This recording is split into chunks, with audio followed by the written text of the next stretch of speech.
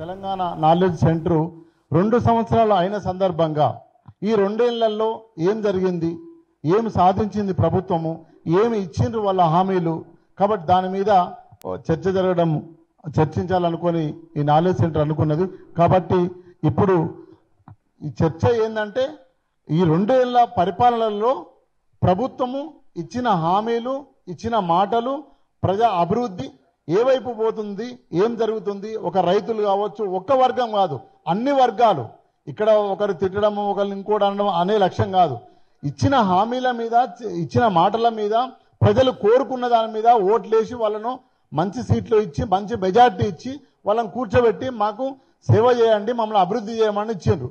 So అవి 2 ఏళ్లలో ఎంతవరకు అమలు అయినాయి, ఎంతవరకు ఈ 2 ఏళ్లలో తెలంగాణ ప్రజల మార్పు జరిగింది, ఎంత అభివృద్ధి జరిగింది, ఎంత ఎడ్యుకేషన్ మీద ఒక తల్లిదండ్రులకి ఎంత నమ్మకం వచ్చింది, వైద్యం మీద ఎంత నమ్మకం వచ్చింది, ఎంత తీసుకుంటున్నాడు అనే దాని మీద ఒక చర్చ పెట్టాలని నాలెడ్జ్ సెంటర్ అనుకొని ఈ కార్యక్రమాన్ని నిర్వహించడం జరుగుతుంది. ఖానాపూర్ మండలంలో ధర్మరావుపేటలో రైతులు మళ్ళీ యూరియా బస్తాల కోసం కొట్టడం జరిగింది. మనం ఏమంటున్నామంటే మంచి మెజార్టీ ఇచ్చి మంచి ప్రభుత్వాన్ని మీకు ఇచ్చిన తర్వాత మీరు చెప్పిన హామీలు కావచ్చు, రైతుల గురించి కావచ్చు, రైతులు ఆత్మహత్యలు కావచ్చు, మళ్ళీ ఇంత తెలంగాణ తెచ్చుకున్నాక కూడా జరగడం అనేది బాధాకర విషయం.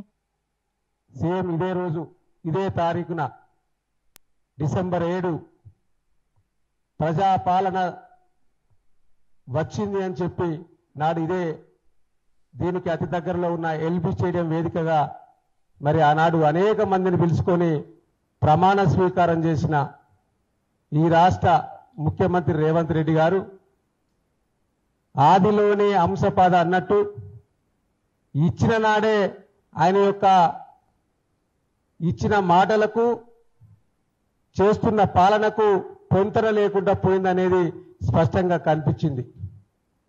పరిపాలన నిల్లు, పబ్లిసిటీ ఫుల్లు, ఈ 2 అంశాలు. వారు ఆనాడు ఎలక్షన్ సందర్భంగా అనేక అలవి కాని హామీలు ఇచ్చి ఆపద మొక్కులు మొక్కి మేము అధికారంలోకి వస్తే చంద్రుణ్ణి సూర్యుడిని మొత్తం కిందికి తీసుకొచ్చి మీకు దగ్గరలో చూపిస్తామనే విధంగా ఆనాడు చెప్పినవన్నీ బూటపు మాటలని చెప్పి ఈ 2 సంవత్సరాల్లో తేలింది. 2 ఏళ్లల్లా ఏం జరిగింది, 2 ఏళ్ల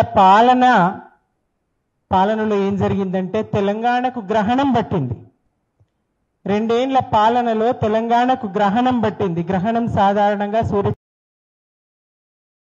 కొంతకాలం గంటల్లో మరి విడిచిపెడతాయి, కానీ ఇది 5 ఏళ్ల గ్రహణం. ఎట్లా గ్రహణం అంటే తెలంగాణను చీకట్లో ఎట్లా మగ్గించింది, ఎట్లా మోసగించింది కాంగ్రెస్. ప్రజల పక్షాన ఉండి, ముఖ్యంగా నేను మహిళను, అనేక మహిళా ఉద్యమాలతో సంబంధం ఉన్నటువంటి వ్యక్తిగా నేను మాట్లాడుతూ ఉన్నాను. మహిళల్ని ఎట్లా మోసగించింది ప్రభుత్వం. మొట్టమొదట మహిళలకి ఏం హామీ ఇచ్చింది? కేవలం 1.1% ఓట్లతోని ఆధిక్యత్వం గెలిచినటువంటి కాంగ్రెస్ ప్రభుత్వము ప్రధానంగా జనాభాలో సగమైనటువంటి మహిళను వంచింది, మోసగించింది, దగా చేసింది మహిళను. ప్రతి 18 సంవత్సరాలు నిండినటువంటి మహిళ ఖాతాలో నెల 2,500 ఇస్తామన్నటువంటి హామీ బలంగా పనిచేసింది. ఆ హామీతో నమ్మించగలిగింది.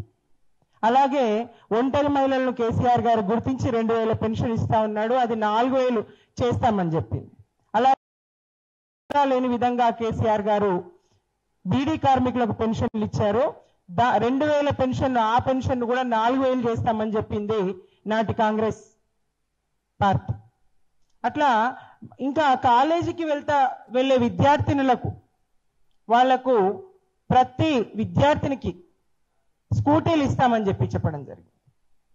పెళ్లి చేసుకుంటున్నటువంటి ఆడపిల్లలకు గతంలో కేసీఆర్ గారు 1,00,000 రూపాయలు ఇచ్చారు, 1,116.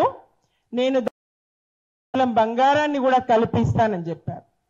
ఇట్లా కేవలం మహిళలకే చెప్పి మోసగించినటువంటి పథకాలు ఇవి. ఏ ఒక్క పథకం కూడా ఇందులో అమలు జరుగుతలేదు. కామన్ తెలియడం కోసం ఈ సెక్షన్ గురించి చెప్తున్నాను నేను. 173 క్లాస్ 3 బిఎంఎస్ఎస్ యాక్ట్ లో ఏదైనా ఒక వ్యక్తి ఫిర్యాదు చేసినప్పుడు ఆ ఫిర్యాదు అందిన 14 రోజులు విచారించాలి. విచారణ తర్వాత ఆధారాలు దొరికితే ఎఫ్ఐఆర్ చేయాలి, ఆధారాలు లేకపోతే ఎఫ్ఐఆర్ క్లోజ్ చేయాలి. కానీ ఈ ప్రభుత్వం ఏం చేస్తుంది అంటే, మనము మొదటగా మొన్నే క్రిషాంక్ మీద ఒక చిన్న కేసు కావడం జరిగింది, ఉస్మానియా యూనివర్సిటీ సంబంధించిన కేసులో. 5 నిమిషాలలో కంప్లైంట్ ఇస్తారు, 5 నిమిషాలలో ఎఫ్ఐఆర్ అవుతుంది. అదే 5 నిమిషాలలో ఆ ఎఫ్ఐఆర్ ఉస్మానియా యూనివర్సిటీ నుంచి నాంపల్లి క్రిమినల్ కోర్టులో 4th కోర్టుకి డిస్పాచ్ అవుతుంది. పరిస్థితి ఎలా ఉంది? హోమ్ మినిస్టర్ ఏం చేస్తున్నారు, ల్యాండ్ ఆర్డర్ ఏం చేస్తుంది, పోలీస్ శాఖ ఏం చేస్తుందని క్లియర్గా మనకు ప్రభుత్వం మేల్కొని హోమ్ మినిస్ట్రీని పెట్టి ల్యాండ్ ఆర్డర్ కంట్రోల్ చేయకపోతే శాంతి భద్రతల విఘాతం కలిగే అవకాశం ఉంది. భవిష్యత్తులో ఇలాగే ఉంటే శ్రీలంక లాంటి పరిస్థితుల్లో దాపురించే అవకాశం ఉందని ఒక సామాన్య న్యాయవాదిగా, బీఆర్ఎస్ లీగల్ టీం న్యాయవాదిగా నాకు అనిపిస్తుంది. ల్యాండ్ ఆర్డర్ కంట్రోల్లో పెట్టాల్సిన బాధ్యత డీసీపీ గారిది, హోమ్ మినిస్టర్ గారిది, ముఖ్యమంత్రి గారిది. ఈ విషయం మీద మీరు తక్షణమే చర్యలు తీసుకొని ముందుకెళ్తే బాగుంటుందని ఈ రౌండ్ టేబుల్ సమావేశంలో